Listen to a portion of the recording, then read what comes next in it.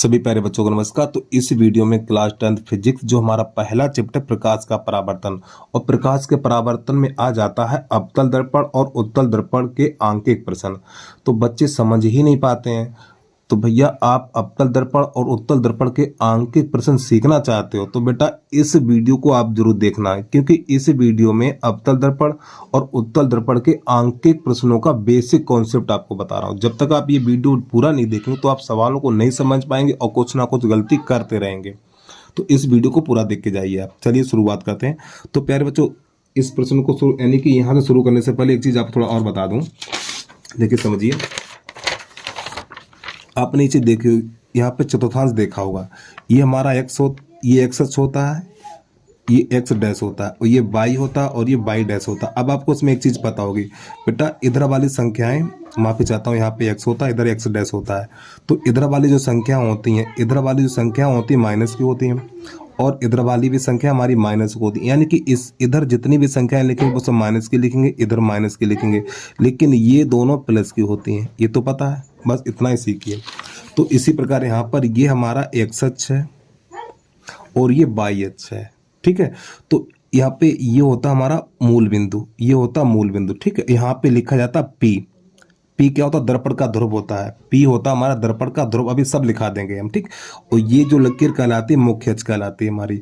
तो इस पी से यानी कि मूल बिंदु से इधर की जितनी भी दूरियां होंगी सब माइनस होंगी और इधर जितनी दूरियां होंगी वो सब प्लस होंगी, ठीक। और जो नीचे के यानी कि ये मुख्य अक्ष के नीचे जितनी भी मान है वो सब माइनस होंगे और ऊपर की तरफ सब प्लस होंगे। ये तो पता है आपको। अब क्या करेंगे देखना है, यहाँ से जरा ध्यान समझिए।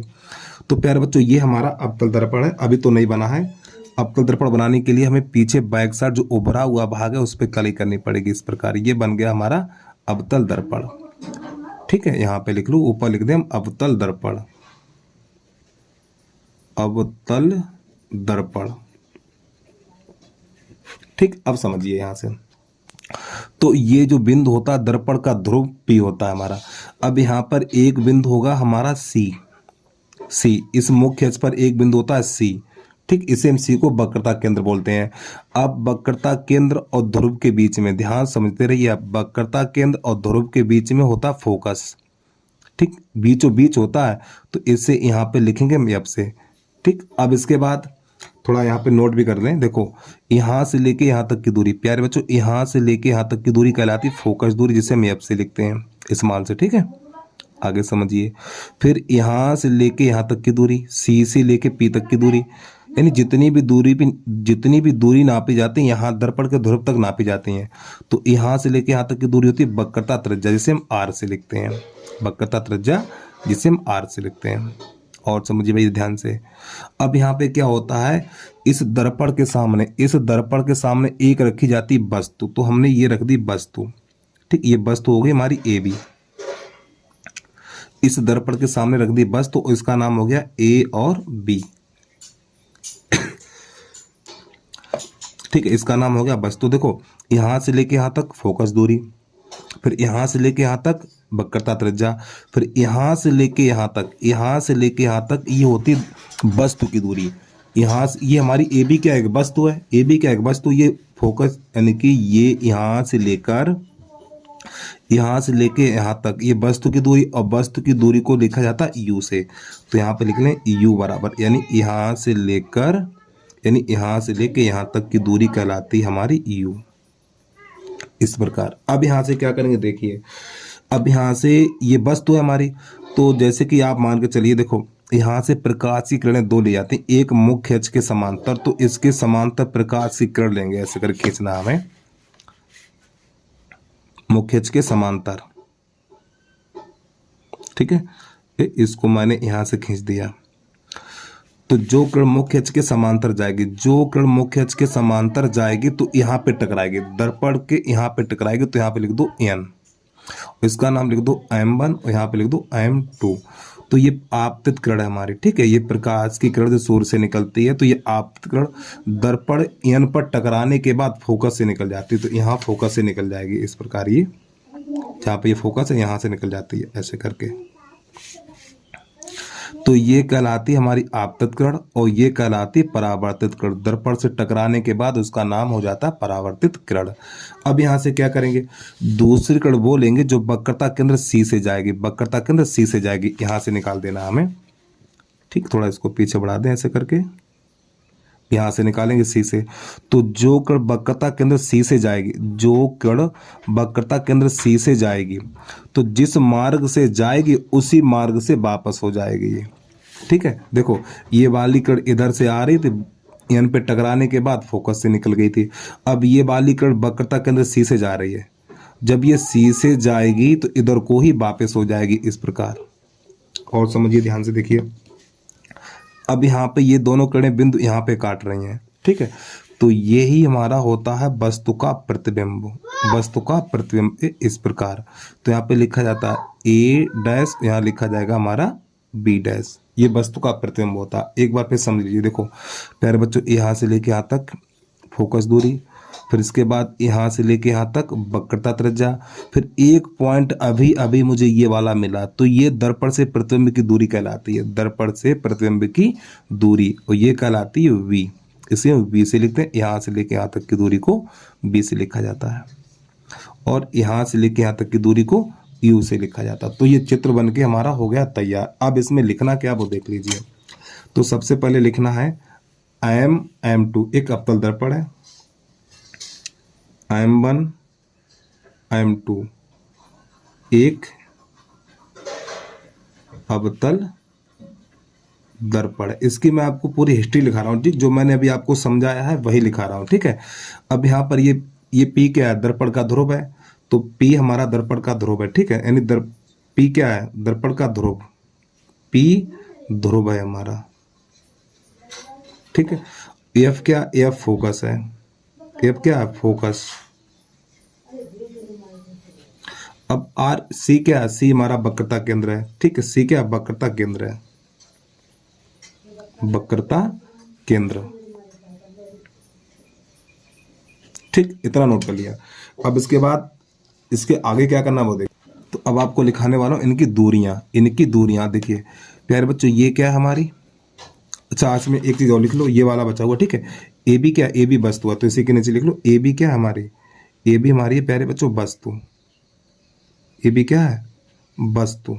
ठीक है, और ये क्या है हमारा, ये प्रतिबिंब है। ठीक है, ए डैश बी डैश क्या है, वस्तु ए बी का प्रतिबिंब है, वस्तु ए बी का प्रतिबिंब है। ठीक है, और प्यारे बच्चों इस वस्तु की लंबाई को ओ से लिखा जाता है, वस्तु की लंबाई को ओ से लिखा जाता है, और प्रतिबिंब की लंबाई को आई से लिखा जाता है। तो यहाँ पे लिखना चाहो तो लिख लीजिए। ठीक है, तो यहाँ पे चलो दूसरे पेज से लिखना है। ठीक, पहले इतना नोट कर लीजिए आप जल्दी से। अब इसके नीचे आपको थोड़ा लिख लेना है यहाँ पर।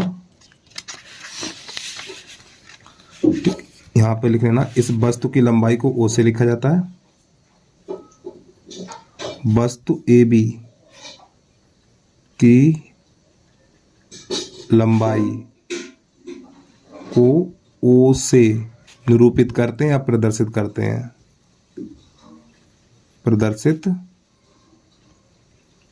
करते हैं, जो प्रतिबिंब की लंबाई है तो यहाँ पे लिखेंगे प्रतिबिंब ए डैश बी डैश की लंबाई, प्रतिबिंब यानी कि प्रतिबिंब ए डैश बी डैश की लंबाई को आई से प्रदर्शित करते हैं।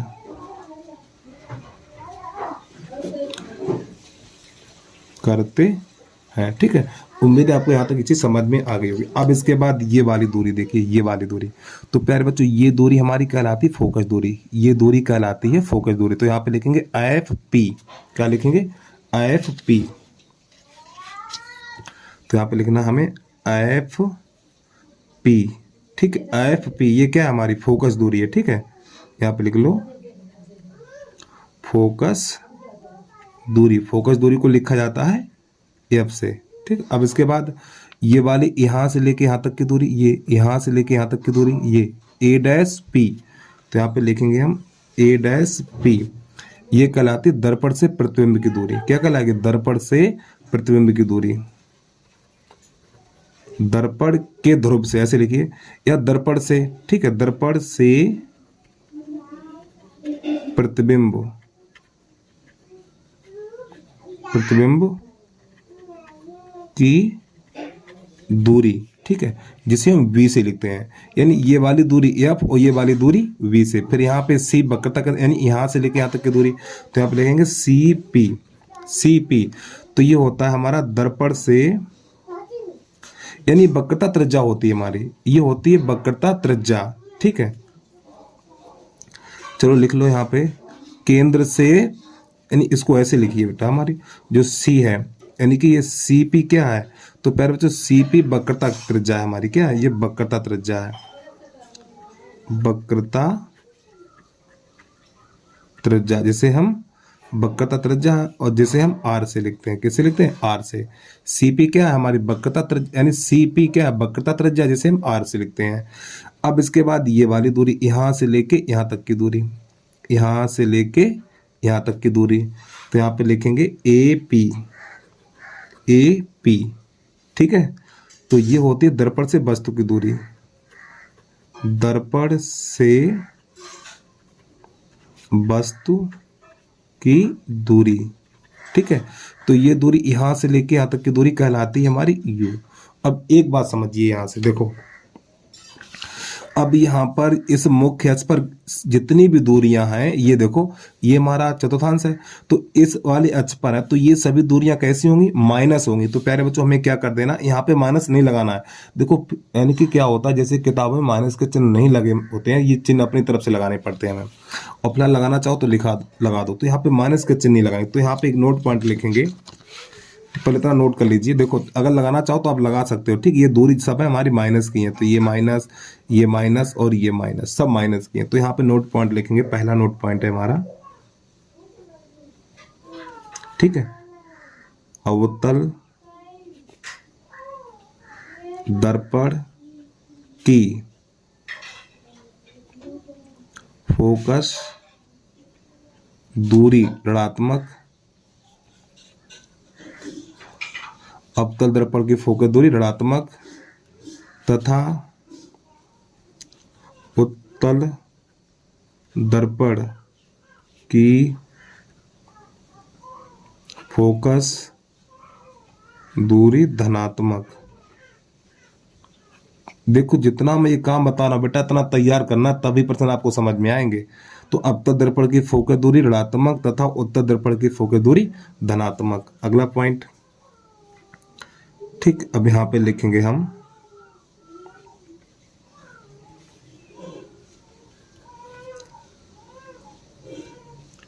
अवतल दर्पण में, अवतल दर्पण में UBF, अवतल दर्पण में UBF तीनों के मान, ठीक, तीनों के मान कैसे होते हैं? ऋणात्मक होते हैं, ठीक। यहाँ पे मैंने क्या लिखा है, देखो, ये सभी मान कैसे, हाँ इसमें लिखा तो है, ये सभी देखो, -F, -B, -R, -U, लेकिन R नहीं लिखा जाएगा, -V, -U, यानी कि F, B, U, इन तीनों के मान कैसे होते हैं? माइनस होते हैं, ठीक, वही लिखा हमने। अगला पॉइंट, अवतल दर्पण तथा उत्तल दर्पण के लिए, उत्तल दर्पण के लिए U का मान हमेशा ऋणात्मक होता है, ठीक है। U हमारा क्या है बेटा? U है दर्पण से वस्तु की दूरी, ठीक है। ये हमेशा अवतल दर्पण और उत्तल दर्पण के लिए माइनस होती है। अब इसके बाद अगला पॉइंट लिखेंगे हम, अब यहां से लिखेंगे प्रतिबिंब की स्थिति, ठीक है, प्रतिबिंब की स्थिति। नंबर अगला लिखेंगे प्रतिबिंब की स्थिति, प्रतिबिंब की स्थिति। ठीक, तो सबसे पहले लिखेंगे उत्तल दर्पण, अवतल दर्पण, अवतल दर्पण। तो यहाँ पे लिखेंगे पहला पॉइंट, यदि b का मान, यदि b का मान ऋणात्मक है, यदि b का मान ऋणात्मक है, ठीक है, यानी b का मान माइनस में निकल गया था, ठीक है, यदि b का मान ऋणात्मक है तो यहाँ पे लिखेंगे प्रतिबिंब, प्रतिबिंब वास्तविक, प्रतिबिंब वास्तविक उल्टा, प्रतिबिंब वास्तविक उल्टा तथा दर्पण के सामने बनता है। क्या लिखेंगे, यदि b का मान ऋणात्मक है, यदि b का मान ऋणात्मक है तो प्रतिबिंब वास्तविक उल्टा तथा दर्पण के सामने बनता है। ये फिर यहाँ पर नंबर 2 डाल के लिखेंगे, यदि b का मान धनात्मक है, यदि b का मान धनात्मक है तो यहाँ पे लिखेंगे प्रतिबिंब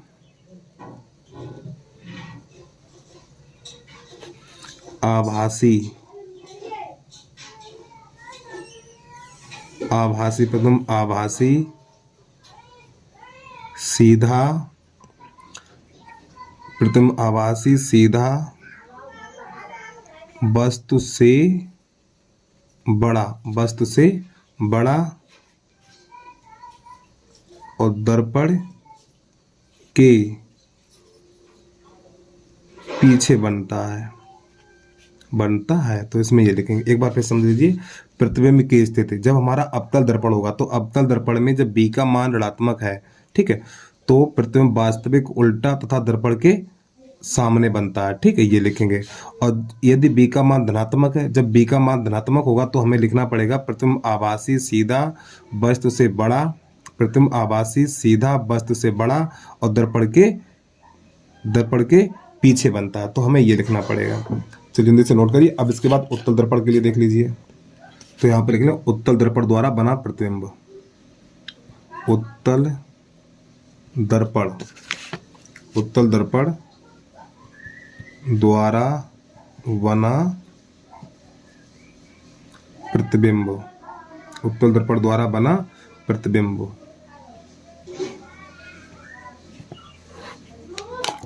तो यहाँ पे लिखेंगे, यहाँ पे b का मान हमेशा प्लस ही निकलता है, ठीक है। उत्तल दर्पण द्वारा, देखो उत्तल दर्पण द्वारा बना प्रतिबिंब सदैव, चलो सीधा लिखिए, सदैव यानी हमेशा, सदैव आभासी, उत्तल दर्पण द्वारा बना प्रतिबिंब सदैव आभासी सीधा तथा दर्पण के पीछे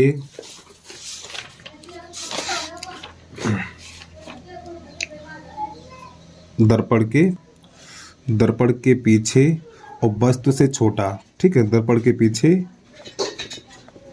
वस्तु से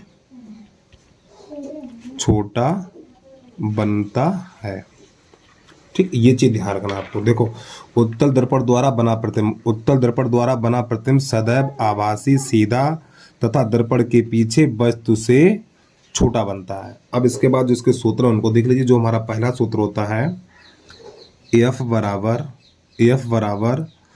R/2, ठीक है। F क्या है हमारा, तो प्यारे बच्चों हमारा F होता है फोकस दूरी, फोकस दूरी। R क्या, R हमारी वक्रता त्रिज्या, वक्रता त्रिज्या, ठीक है। चलिए आगे समझिए। नंबर 1 सूत्र हमारा, नंबर 2 सूत्र का नाम है दर्पण सूत्र, दर्पण सूत्र। नंबर 2 सूत्र में लिखेंगे हम 1/F बराबर 1/V प्लस 1/U, ठीक है। F क्या है हमारे इसमें, एफ हमारी फोकस दूरी है, एफ हमारी फोकस दूरी है, और वी क्या, दर्पण से प्रतिबिंब की दूरी, दर्पण से प्रतिबिंब की दूरी, यू क्या है, यू दर्पण से वस्तु की दूरी है, यू हमारी है दर्पण से वस्तु की दूरी, वस्तु की दूरी। अब एक हमारा अगला सूत्र है, नंबर 3 सूत्र लिखेंगे, नंबर तीसरा। तो यहाँ पर सूत्र जो हमारा है, m बराबर आई बटा ओ बराबर माइनस बी बटा यू, एक सूत्र ये हमारा। तो प्यारे बच्चों m क्या है, m हमारा रेखीय आवर्धन। तो यहाँ पे लिखना m क्या है हमारा, m होता है रेखीय, ये परिभाषा आपने पढ़ी होंगी, ठीक, रेखीय आवर्धन, रेखीय आवर्धन, ठीक है। आई क्या, आई हमारी प्रतिबिंब की लंबाई है, प्रतिबिंब की लंबाई, और ओ हमारी वस्तु की लंबाई है, ओ हमारी वस्तु की लंबाई है, वस्तु की लंबाई, जो मैंने चित्र के माध्यम से आपको बताया भी था, ठीक है। तो इतना इसमें बेसिक कॉन्सेप्ट है। तो जब तक प्यारे बच्चों आप ये तैयार नहीं करोगे, सवालों को नहीं समझ पाओगे, तो इसको जरूर तैयार अच्छे तरीके से कर लेना है। तो बस आज के लिए इतना ही, और अगला वीडियो होगा हमारे फिजिक्स के आंकिक प्रश्नों का, तो उस वीडियो को आप जरूर देखना और इसको तैयार जरूर कर लेना आप, ठीक है। एक बार फिर समझ